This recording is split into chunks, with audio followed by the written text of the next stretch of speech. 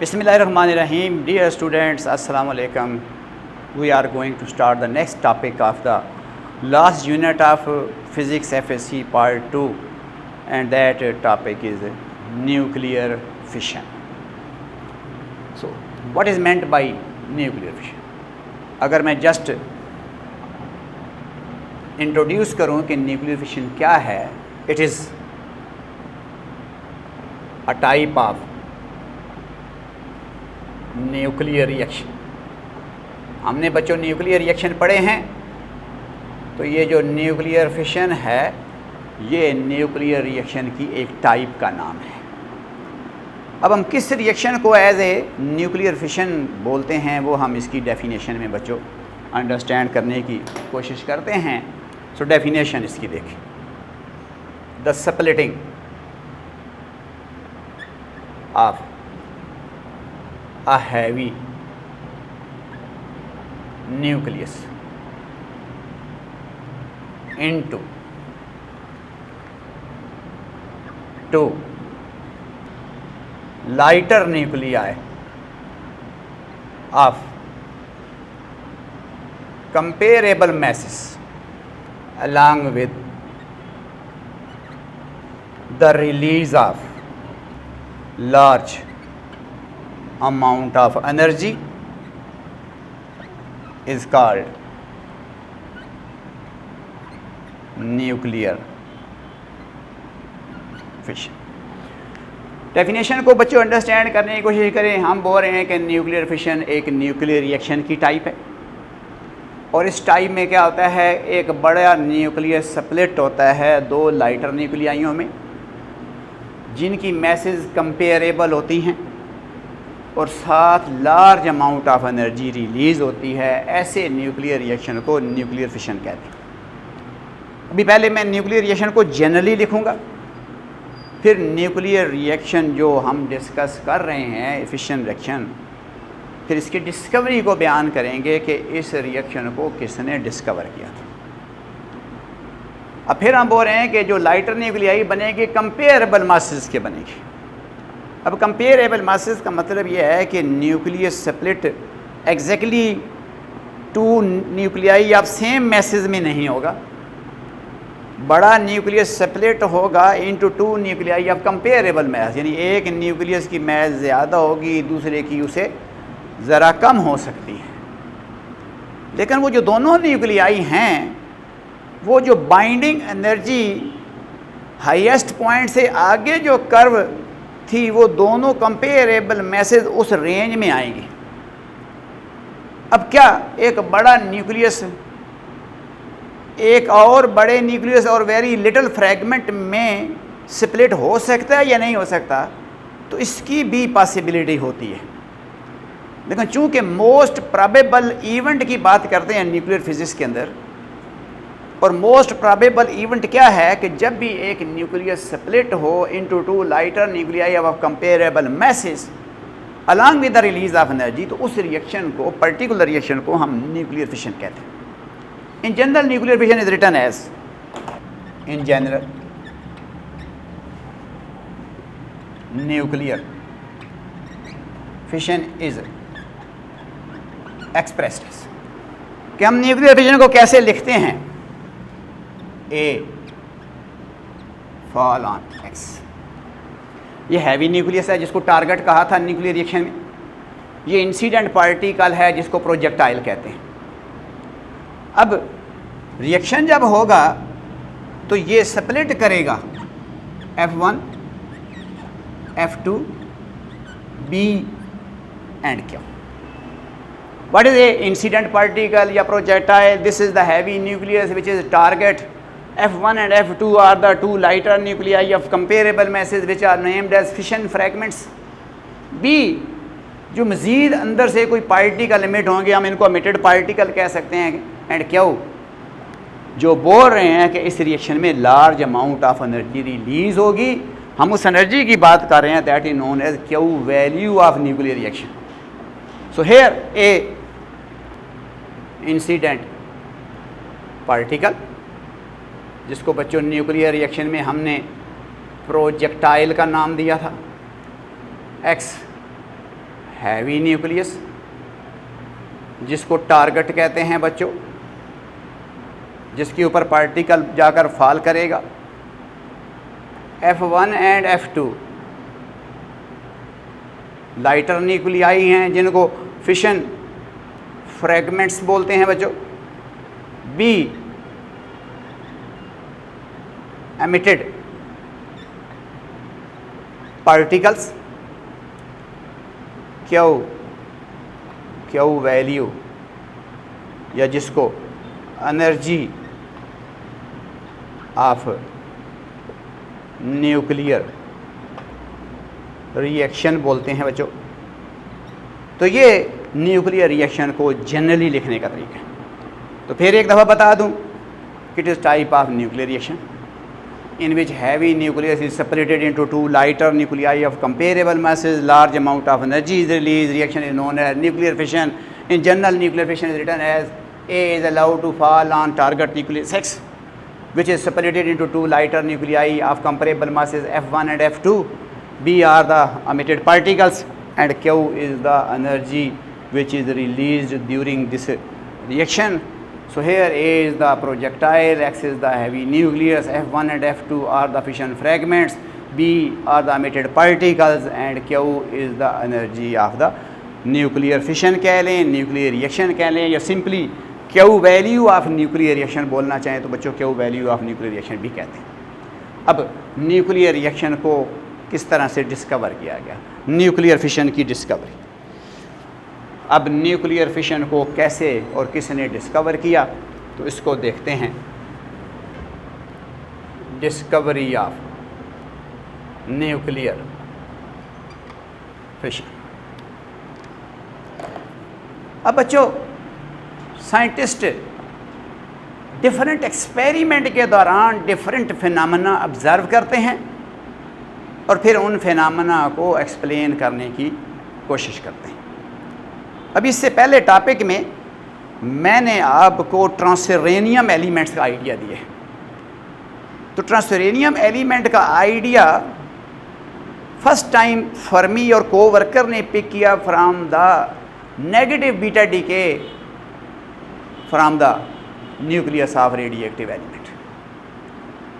तो उसके बाद फिर डिफरेंट साइंटिस्ट ने डिफरेंट ट्रांसरेनियम एलिमेंट बनाने के लिए एक्सपेरिमेंट किए, लेकिन जो नेचुरली अकरिंग एलिमेंट है वो यूरेनियम ही है।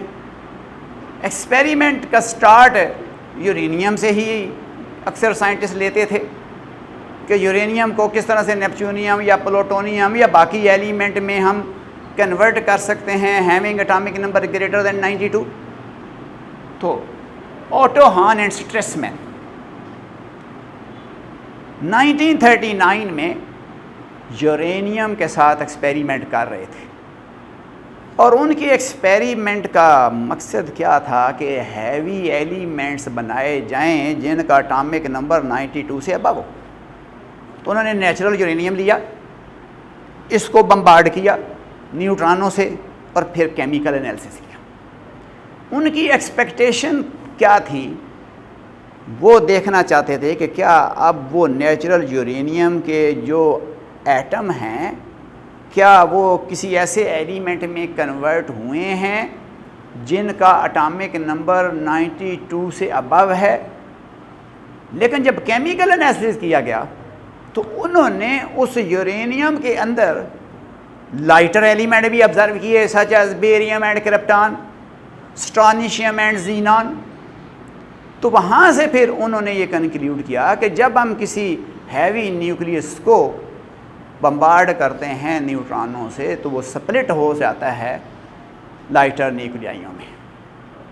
अब स्पेसिफिक रिएक्शन क्या है कि जब एक बड़ा न्यूक्लियस दो न्यूक्लियाइयों में स्प्लिट हो तो उसको हम न्यूक्लियर फिशन कहते हैं।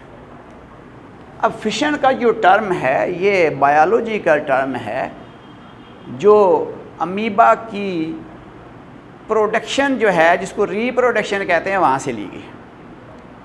अमीबा जब रिप्रोड्यूस करता है तो बाइनरी फिशन करता है, यानी 1 से 2, 2 से 4, 4 से 8, यानी उनकी तादाद डबल जो मौजूदा तादाद है उनसे डबल होती जाती है, जिसको हम बाइनरी फिशन कहते हैं। तो तो इस फिशन की जो टर्मिनोलॉजी है वो न्यूक्लियर फिजिक्स के अंदर बायोलॉजिकल टर्म यूज़ की गई है कि जब बड़ा एक न्यूक्लियर स्प्लिट होता है into two lighter nuclei of comparable masses, इस पर्टिकुलर न्यूक्लियर रिएक्शन को फिर न्यूक्लियर फिशन का नाम दिया गया। बहरहाल ऑटो हान and स्ट्रेसमैन bombarded the natural uranium with thermal neutrons in 1939। ये दो साइंटिस्ट हैं ऑटो हान और स्ट्रेसमैन, इन्होंने नेचुरल यूरेनियम लिया। अब बच्चों देखना है कि ये नेचुरल यूरेनियम क्या है। बम्बार्डेड विद थर्मल न्यूट्रॉन, उस नेचुरल यूरेनियम को थर्मल न्यूट्रॉनों से बम्बार्ड किया। अब ये थर्मल न्यूट्रॉन कौन से हैं? न्यूट्रॉन तो है लेकिन ये थर्मल न्यूट्रॉन कौन सा है, इसको भी हम देखेंगे कि न्यूट्रॉन की टाइप्स कितनी हैं। थर्मल न्यूट्रॉन कौन सा होता है, फास्ट न्यूट्रॉन कौन सा होता है, स्लो न्यूट्रॉन कौन सा है, और इसके अलावा मज़ीद न्यूट्रॉनों की क्या क्या टाइप्स हैं। तो बच्चों ये जो थर्मल न्यूट्रॉन है ये न्यूट्रॉन की एक टाइप है। तो टाइप का मतलब को कंपोजिशन में डिफरेंस नहीं है, एनर्जी का फ़र्क है। तो न्यूट्रॉनों को क्लासिफाई किया जाता है on the basis of their energies. तो देखेंगे कि ये जो थर्मल न्यूट्रॉन हैं ये कौन से न्यूट्रॉन होते हैं। तो बार ऑटो हान और स्ट्रेसमैन ने नेचुरल यूरेनियम को बम्बार्ड किया थर्मल न्यूट्रॉन से 1939। और एक्चुअली तौर पर ये काम किस लिए कर रहे थे कि यूरेनियम से हैवी यानी ऐसे एलिमेंट बनाए जाएं जिनका एटॉमिक नंबर 93 से या 94 से या उससे अबव हो, जिनको ट्रांसफोरेनियम एलिमेंट का बच्चों हमने नाम दिया है प्रीवियस टॉपिक में। तो एक्सीडेंटली जब केमिकल एनालिसिस किया after this bombardment natural uranium का, तो they found nuclei of comparable masses which are lighter than the uranium such as barium, krypton. Then they explain the idea, then they discover the nuclear fission reaction. They observed that when 92 uranium 235 is bombarded by thermal neutron,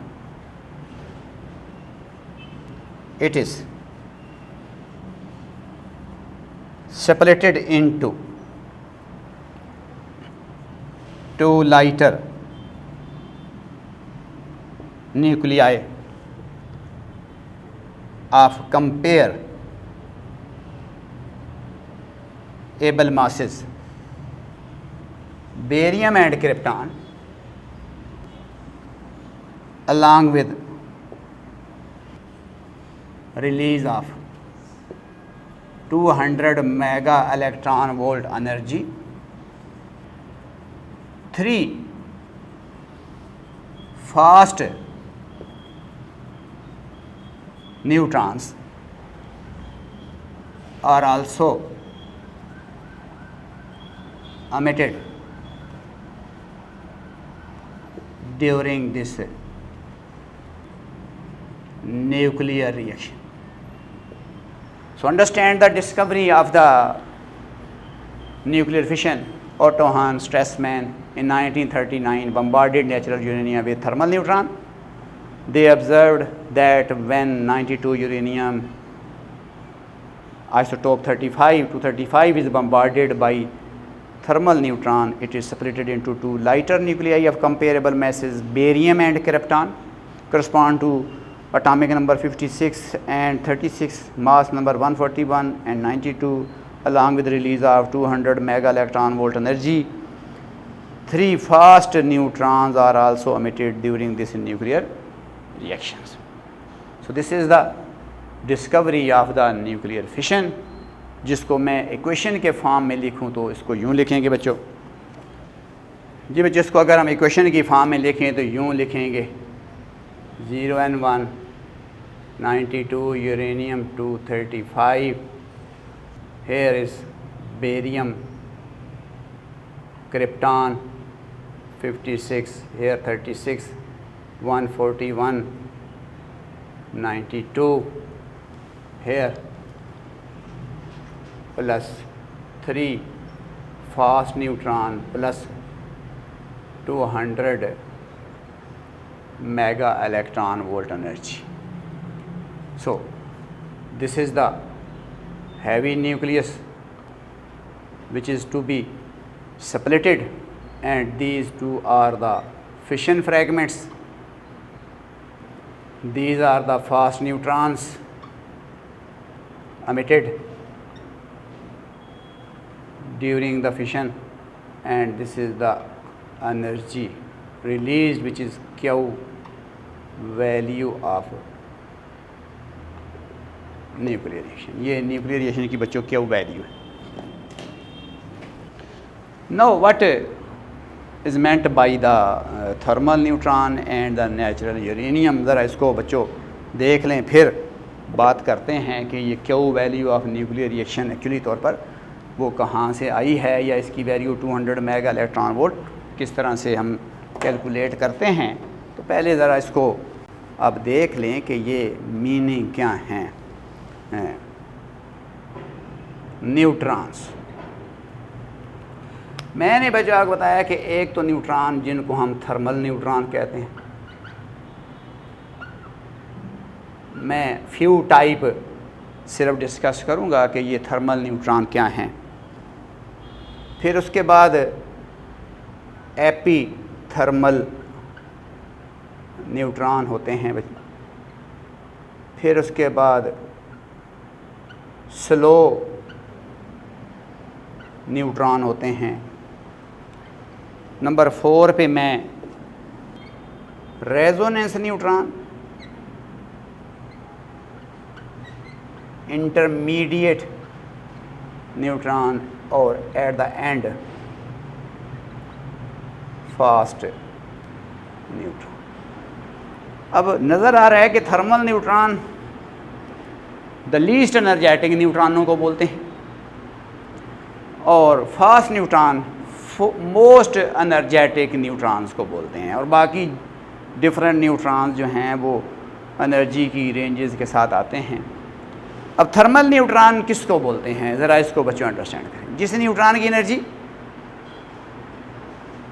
solid का एक atom room temperature पे जितनी thermal energy poses कर रहा है, अगर neutron की energy उसके बराबर या उससे कम है तो हम बोलेंगे ये थर्मल न्यूट्रॉन्स. अब बच्चों आपको पता होना चाहिए कि सॉलिड के एटम की एनर्जी रूम टेम्परेचर पे कितनी होती है. So average thermal energy of atom of solid at room temperature can be calculated by the expression which is here ETH. मैंने एवरेज थर्मल एनर्जी लिख दी है which is equal to 3/2K × T. Solid के किसी भी atom की average thermal energy at room temperature. बच्चों फिर समझिए इसका मतलब क्या है. मसलन ये सॉलिड है, इसके बहुत सारे एटम हैं, वो वाइब्रेट कर रहे हैं और उनकी जो एनर्जी हैं उनको थर्मल एनर्जीज कहते हैं. अब टेम्परेचर बढ़ता है तो इनकी थर्मल एनर्जीज बढ़ती हैं, और जितने सॉलिड के एटम हैं उन तमाम की थर्मल एनर्जी सेम नहीं है. हम उनकी एवरेज वैल्यू निकालते हैं जो ये है कि एक सॉलिड के मॉलिक्यूलों की एवरेज थर्मल एनर्जी क्या है at a particular temperature T, that is can be calculated by the Maxwell Boltzmann expression, that is 3/2kT. What is T? Temperature, and K Boltzmann constant. अब किसी भी टेम्परेचर पे solid के मॉलिक्यूलों की या एटमों की एवरेज थर्मल एनर्जी निकालनी है तो आप इस फार्मूले से निकाल सकते हैं. Room temperature is 300 kelvin. तो अगर हम बच्चों यहाँ पर K की वैल्यू पुट करें, बोल्ट्जमैन कांस्टेंट की वैल्यू पुट करें, T एब्सोल्यूट टेम्परेचर जो रूम से टेम्परेचर है उसकी वैल्यू पुट करें, तो you get the energy here 0.04 electron volt. तो इसका मतलब जिन न्यूट्रॉनों की एनर्जी इससे नीचे नीचे है वो सारे न्यूट्रॉन थर्मल न्यूट्रॉन कहलाते हैं. लेकिन न्यूक्लियर फिजिक्स में एक स्पेसिफिक एनर्जी के न्यूट्रॉन को डायरेक्टली मैं थर्मल न्यूट्रॉन का नाम दूंगा which has energy 0.025 electron volt. जिस न्यूट्रॉन की एनर्जी इतनी होगी उसको थर्मल न्यूट्रॉन बोलेंगे। तो जाहिर है ये एनर्जी इस रेंज में आ रही है, 0.04 इलेक्ट्रॉन वोल्ट से नीचे आ रही है। तो जिन न्यूट्रॉनों की एनर्जी किसी सॉलिड के एटम की रूम टेम्परेचर पे जो एवरेज थर्मल एनर्जी होती है उससे नीचे है, तो हम बोलते हैं कि ये थर्मल न्यूट्रॉन्स हैं। एपीथर्मल जिनकी एनर्जी फिर इससे ज़्यादा होगी, स्लो न्यूट्रॉन जिनकी एनर्जी और ज़्यादा होगी।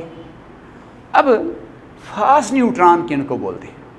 फास्ट न्यूट्रॉन ऐसे न्यूट्रॉनों को बोलते हैं जिनकी एनर्जी 0.5 मेगा इलेक्ट्रॉन वोल्ट से 3 मेगा इलेक्ट्रॉन वोल्ट की रेंज में होती है। उनको हम बोलते हैं कि ये फास्ट न्यूट्रॉन्स हैं। और इंटरमीडिएट फिर इससे कम एनर्जी वाले हैं, रेजोनेंस इससे कम वाले हैं, स्लो न्यूट्रॉन इससे कम वाले हैं। मैं स्लो न्यूट्रॉनों की एनर्जी बता देता हूँ बच्चों और आपको रेजोनेंस की बता देता हूँ। स्लो न्यूट्रॉन ऐसे न्यूट्रॉनों को बोलते हैं जिनकी एनर्जी 1 इलेक्ट्रॉन वोल्ट से सेवरल इलेक्ट्रॉन वोल्ट के दरमियान हो और resonance energy hundreds electron volt के रेंज की हो, 100, 200, 300। इस रेंज में अगर न्यूट्रॉन की एनर्जी है तो रेजोनेंस न्यूट्रॉन कहलाते हैं। अब ये रेजोनेंस का मतलब क्या है बच्चों, इसकी मीनिंग क्या है? याद रखें, किसी भी न्यूक्लियस के साथ एक न्यूट्रॉन की इंटरेक्शन उस न्यूक्लियस के अलावा न्यूट्रॉन की एनर्जी पे भी डिपेंड करती है। अब 92 यूरेनियम 235 स्प्लिट होता है थर्मल न्यूट्रॉन से, और अगर मैं इसी 92 यूरेनियम 235 पे फास्ट न्यूट्रॉन बम्बार्ड करूं, हालांकि फास्ट न्यूट्रॉन की एनर्जी ज़्यादा है थर्मल से, लेकिन 92 यूरेनियम 235 स्प्लिट नहीं होता। 92 यूरेनियम 235 फिशन रिएक्शन नहीं करता। इसका मतलब है कि किसी भी न्यूक्लियर रिएक्शन की प्रोबेबिलिटी, जिसको हम न्यूक्लियर क्रॉस सेक्शन कहते हैं, that depends on the nature of target nucleus as well as the nature and energy of incident particle. अब मैं अगर इसी न्यूक्लियस पे प्रोटियम, ड्यूटेरियम या अल्फा पार्टिकल बम्बार्ड करूं तो ये फिशन रिएक्शन नहीं होगा। इसी न्यूक्लियस पे मैं फास्ट न्यूट्रॉन बम्बार्ड करूं, फिशन रिएक्शन नहीं होगा। हमने ऑब्जर्व किया है, या ओटो हान और स्ट्रेसमैन ने क्या ऑब्जर्व किया, जब यूरेनियम को बम्बार्ड करते हैं स्लो न्यूट्रॉनों से, थर्मल न्यूट्रॉनों से, जिनकी एनर्जी 0.04 मेगा इलेक्ट्रॉन वोल्ट से नीचे है, तो वो स्प्लिट हो जाता है into 2 lighter nuclei of comparable masses, barium and krypton along with release of large amount of energy, and this reaction is named as nuclear fission. Now the other thing is natural uranium. के what is meant by बच्चों natural uranium? Natural, मैंने बच्चों बताया कि the uranium which is obtained from the earth crust which is present in the nature, that is known as natural uranium, and natural uranium has 3 isotopes: 92 uranium 234, 92 uranium 235 and 92 uranium 238। ये 3 isotopes हैं natural uranium के। जो most abundant isotope है that is here 99.299% which is 92 uranium 238। This is less abundant 0.7% only, and which is very rare, and that is 0.001%। तो बच्चों मैंने बताया कि जब हम नेचुरल यूरेनियम को बम्बार्ड करते हैं थर्मल न्यूट्रॉन से, ये फिशन करता है, ये नहीं करता, ये नहीं करता। और इनकी तो तादाद ही बहुत कम है, लेकिन ये भी ऑब्जर्व किया गया है कि slow neutron mean thermal neutron से फिशन रिएक्शन करता है। तो अगर हम नेचुरल यूरेनियम पे बम्बार्ड करते हैं थर्मल न्यूट्रॉनों से, तो फिशन किन में होगा? 92 यूरेनियम 235 में होगा। क्यों? क्योंकि न्यूक्लियर फिशन करने की जो प्रोबेबिलिटी है विद थर्मल न्यूट्रॉन्स वो 92 यूरेनियम 235 की ही है। ये फिशन नहीं करता, ये तो न्यूट्रॉन कैप्चर्ड करता है। अगर न्यूट्रॉन इस पे बम्बार्ड करें तो ये तो न्यूट्रॉन एब्जॉर्ब करेगा, और एब्जॉर्ब करने के बाद ये एक आइसोटोप बनेगा 92 यूरेनियम 239, फिर वो नेगेटिव बीटा पार्टिकल एमिट करेगा, नेपच्यूनियम प्लूटोनियम बनेंगे, इट मीन ट्रांसफरेनियम एलिमेंट बनेंगे। अब वो ट्रांसफरेनियम एलिमेंट्स क्या फिशन करते हैं या नहीं करते वो आगे जाकर हम देखेंगे, लेकिन हम बात कर रहे हैं सिर्फ इनकी कि ये न्यूट्रॉन कैप्चर्ड करता है, ये न्यूट्रॉन से फिशन करता है। मैं कहता है कि ये न्यूट्रॉन कैप्चर्ड करता है, लेकिन हर न्यूट्रॉन को कैप्चर्ड करने की प्रोबेबिलिटी बराबर नहीं है। यानी अगर हम neutron thermal, epithermal, slow, resonance, intermediate, fast neutron 92 uranium पे 92 यूरेनियम 238 पे बम्बार्ड करेंगे तो मोस्ट प्रोबेबली ये कौन से न्यूट्रॉनों को ऑब्जर्व करेगा या कैप्चर करेगा? रेजोनेंस। तो रेजोनेंस का मतलब है कि ये न्यूट्रॉन जो ऑब्जर्व करता है उनकी energy hundreds of electron volt की रेंज में होती है, 100 electron volt, 200 electron volt, 300 electron volt. तो इट मीन ये न्यूक्लियस इन न्यूट्रॉनों को रेजोनेट करता है, इनको रिस्पांस करता है, इनको कैप्चर्ड करता है, इसलिए इन न्यूट्रॉनों को रेजोनेंस न्यूट्रॉन का नाम दे दिया गया है। सो न्यूट्रॉनों की जो डिफरेंट नेम हैं, डिफरेंट टाइप्स हैं, वो on the basis of energy हैं। तो ऑटो हॉर्न और स्ट्रेसमैन ने न्यूक्लियर फिशन जब डिस्कवर किया, नेचुरल यूरेनियम को बम्बार्ड किया थर्मल न्यूट्रॉनों से, और उनका पर्पस क्या था? ट्रांसफरेनियम एलिमेंट बनाना। लेकिन जब केमिकल एनालिसिस किया आफ्टर द बम्बार्डमेंट तो उन्होंने यूरेनियम के अंदर लाइटर न्यूक्लियाई ऑब्जर्व किए such as barium and krypton. Then they defined the observe the nuclear fission कि when 92 uranium 235 bombarded with thermal neutron, it is separated into barium and krypton. 3 fast moving neutrons are emitted along with release of large amount of energy which is about 200 mega electron volt. This reaction is named as nuclear fission. One thing should you remember that कि fission of 92 uranium 235 does not always produce barium and krypton। कि ये नहीं है बच्चों के ये uranium जब भी स्प्लिट होगा तो बेरियम और क्रिप्टॉन ही बनेंगे। सम अदर फिशन फ्रैगमेंट्स की भी प्रोबेबिलिटी है, जैसा कि मैं एक एग्जांपल आपको देता हूँ। It should be noted that fission of 92 uranium 235 does not always produce same fission fragments barium and krypton.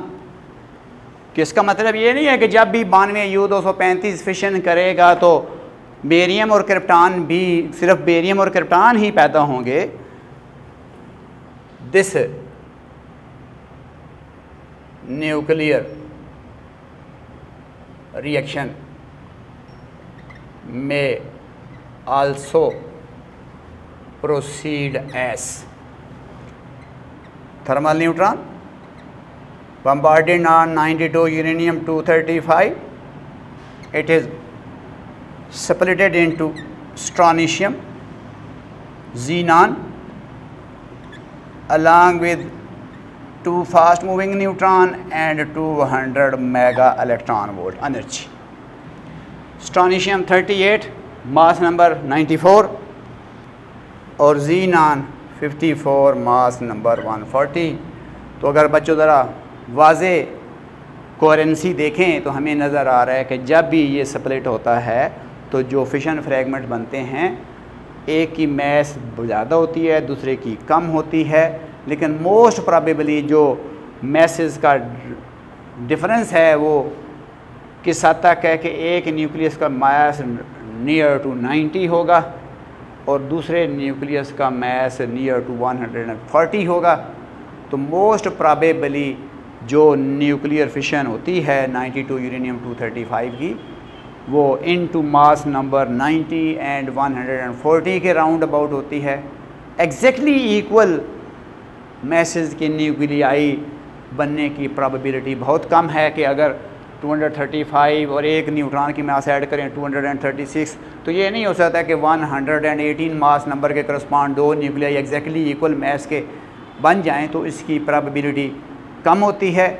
और एक वेरी स्मॉल और दूसरा वेरी लार्ज न्यूक्लियस होने की स्प्लिट होने की प्रोबेबिलिटी भी कम है। तो ज़्यादा परसेंटेज यील्ड जो फिशन फ्रैगमेंट का है, those are of comparable masses, one mass is round about near about 100 and the other mass is near about 140। लेकिन जितने भी न्यूक्लियर फिशन होते हैं जो मोस्ट प्रोबेबल हैं, उनमें 2 फास्ट मूविंग न्यूट्रॉन या 3 फास्ट मूविंग न्यूट्रॉन एमिट होते हैं और हर फिशन में 200 mega electron volt energy release होती है।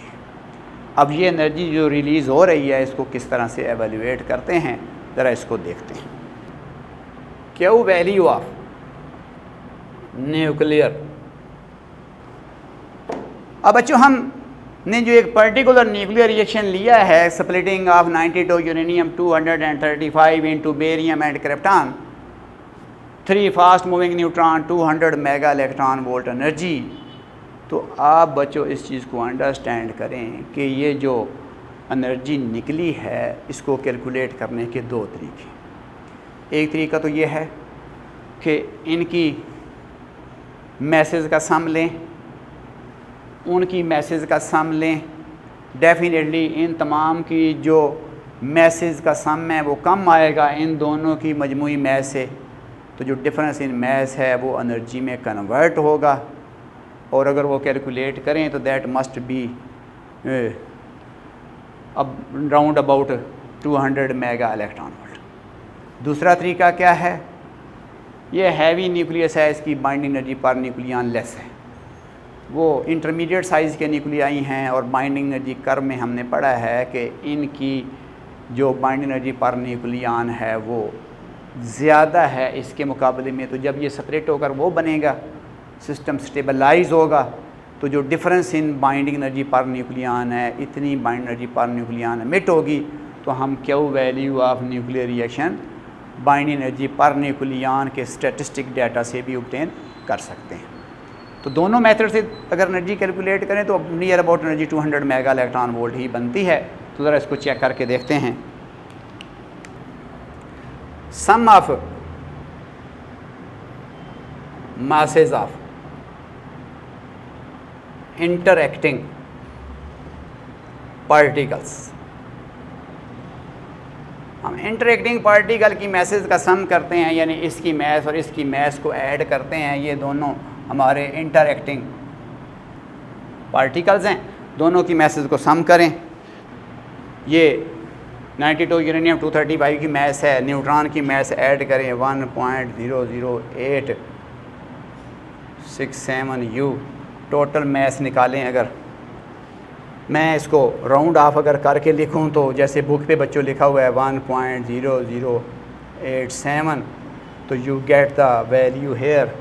टोटल वैल्यू कैलकुलेट करें तो ये 6 आ जाएगा, ये 2 आ जाएगा, 5 आएगा, 0 आएगा, C, तो ये मास आ जाएगी internuclear. Sum of masses of product particles. अब प्रोडक्ट पार्टिकल्स में बेरियम है, क्रिप्टॉन है और 3 न्यूट्रॉन्स हैं, उनकी मैसेज को सम करें। तो पहले बेरियम की मैस में लिखने लगा हूँ, क्रिप्टॉन की मैस, 3 न्यूट्रॉनों की मैस, टोटल मैस अगर कैलकुलेट करें। So let us watch the sum of the masses of interacting particle is 236.052 U and the sum of the masses of product particles, वो सारे प्रोडक्ट पार्टिकल्स हैं, ये product particles कह लें या nuclei कह लें, उनकी टोटल मैस निकालें 235.8373 U है। तो नज़र आ रहा है बच्चों के इनकी मजमूई मैस उनकी मजमूई मैस से ज़्यादा है, तो जो डिफरेंस इन मैस है वो एनर्जी में कन्वर्ट होगा। और वो डिफरेंस इन मैस अगर निकालें, इस मैस में से वो माइनस करें तो डिफरेंस इन, तो अगर इस वैल्यू में से ये माइनस करें, you get the difference and that is 0.215 U।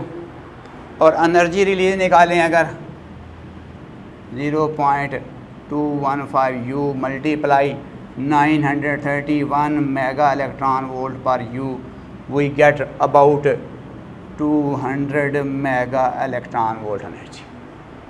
इसका मतलब है यूरेनियम का एक न्यूक्लियस जब स्प्लिट होता है, जब एक न्यूक्लियस फिशन करता है तो 200 मेगा इलेक्ट्रॉन वोल्ट एनर्जी उस एक न्यूक्लियस के स्टेपन्स के न्यूक्लियस के स्प्लिट होने से निकलती है।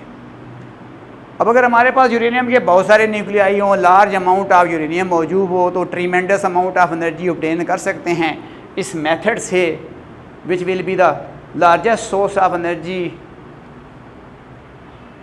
For our peaceful purpose. So वो एनर्जी अगर हम कैलकुलेट करके देखें कि 1 ग्राम यूरेनियम फिशन करे तो फिर कितनी एनर्जी एक्सपेक्ट कर रहे हैं, 1 किलोग्राम यूरेनियम अगर हो हमारे पास, वो अगर इस तरह का फिशन करे तो कितनी एनर्जी हम एक्सपेक्ट कर रहे हैं। तो एनर्जी जो रिलीज हुई है एक फिशन में वो 200 मेगा इलेक्ट्रॉन। अब 1 ग्राम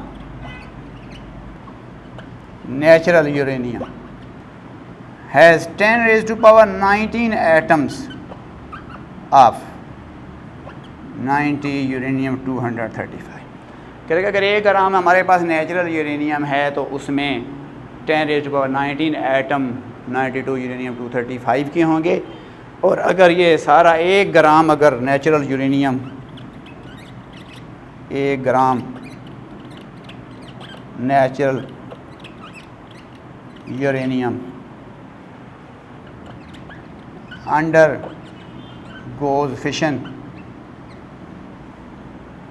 then energy released is equal to 200 mega electron volt एक एटम से आ रही है, तो 10 की पावर 19 एटम जब यही प्रोसेस करेंगे, फिशन करेंगे, तो 200 into 10 power 19 mega electron volt energy release होगी।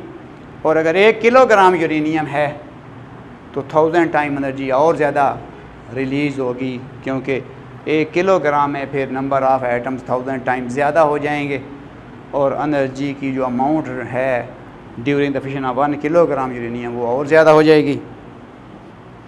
और ये एनर्जी अगर मैं जूल में निकाली तो that is 3.2 10 raise to power 8 joule.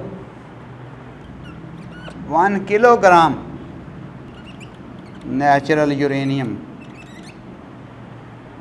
can give energy equivalent to 3000 tons combustion of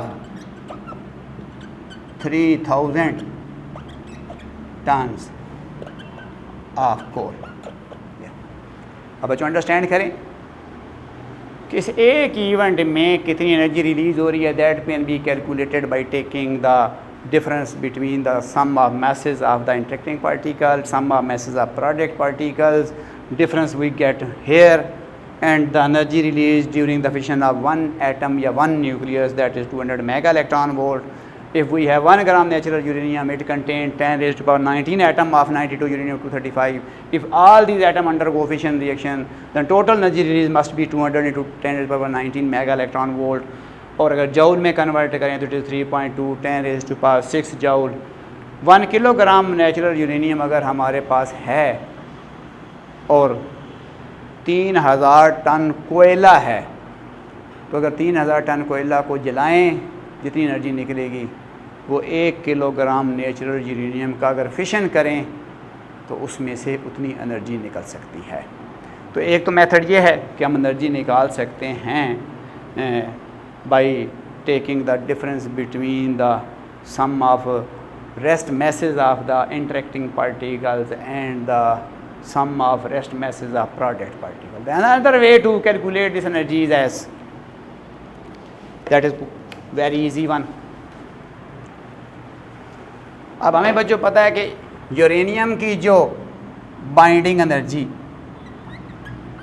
पर nucleon that is 7.6 mega electron, and binding energy per nucleon of these two is about 8.5 mega electron. जो आपने binding energy curve पढ़ी थी, इस तरह की एक मैंने आपको कर्व बना के दिखाई थी in the start of this unit कि इस एक्सेस पे हम बाइंडिंग एनर्जी पर न्यूक्लियन लेते हैं, इस एक्सेस पे मास नंबर लेते हैं। Binding energy per nucleon mass number के बढ़ने से बढ़ती है और फिर एक पर्टिकुलर न्यूक्लियस मास नंबर की बाइंडिंग एनर्जी मैक्सिमम और फिर Aahista Aahista binding energy per nucleon घटती जाती है। तो सबसे जो कम इधर heavy nucleus binding energy per nucleon थी वो करस्पॉन्ड टू मास नंबर 238 थी। ये यूरेनियम की बाइंडिंग एनर्जी पर न्यूक्लियन है। ये मोस्ट स्टेबल न्यूक्लियस है। यहाँ पर मास नंबर जो है वो 56 था, यहाँ पे फिर आगे ये 100 है, फिर 150 है, ये 200 है, फिर 250 है। तो इसकी मास यूरेनियम की 238 के राउंड अबाउट है। और फिशन फ्रैगमेंट्स एक इधर आएगा 140 के करीब कहीं आएगा, दूसरा 90 के करीब आएगा। तो यहाँ पर क्रिप्टॉन है, यहाँ पर बेरियम है। अगर हम इनकी average binding energy per nucleon calculate करें तो that is 8.5 mega electron volt, और इसकी binding energy per nucleon calculate करें that is 7.6 mega electron volt. तो जब ये फिशन करेगा, जब इसके ऊपर एक यूरेनियम के न्यूक्लियस के ऊपर हम क्या करेंगे, एक थर्मल न्यूट्रॉन बम्बार्ड करेंगे, स्प्लिट होगा इनटू बेरियम एंड क्रिप्टॉन, तो फिर एक्सेस एनर्जी रिलीज़ होगी पर न्यूक्लियन। कितनी एनर्जी रिलीज़ होगी वो इन दोनों का डिफरेंस होगा। Energy released per nucleon that is 8.5 minus 7.6 mega electron volt that is 0.9 mega electron. तो since there are 235 nucleons in 92 uranium 235, तो total energy released that is 0.9 mega electron volt into 235, you get about 211 mega electron volt. तो इसका मतलब है कि जब uranium fission करता है बेरियम और क्रिप्टॉन में तो मोर स्टेबल न्यूक्लियाई प्रोड्यूस होते हैं, और पर न्यूक्लियन एनर्जी जो रिलीज़ होती है 0.9 मेगा इलेक्ट्रॉन वोल्ट है, और यूरेनियम में 235 न्यूक्लियन हैं। तो टोटल एनर्जी रिलीज़ जो होगी that is 0.9 into 235, you get about 211 mega electron volt. तो एक तरीका तो ये है कि आप बाइंड एनर्जी पर न्यूक्लियन इनकी मैसेज का सम लें, उनकी मैसेज का सम लें, इनकी मैसेज का सम ज़्यादा है, उनका कम है, डिफरेंस मैस जो है वो एनर्जी में कन्वर्ट होगी जो कि अबाउट 200 मेगा इलेक्ट्रॉन वोल्ट होगी। दूसरा तरीका कि इनकी bind energy average bind energy per nucleon 8.5 है which is greater than the average bind energy of 92 uranium 235 जो कि 7.6 है। तो डिफरेंस कितना है, 0.9 मेगा इलेक्ट्रॉन वोल्ट का है per nucleon. So there are 235 nucleon in the uranium. So total energy released in the fission of 92 uranium 235 that is 0.9 into 235 then that is 211 mega electron. So this is the Q value of the nuclear fission.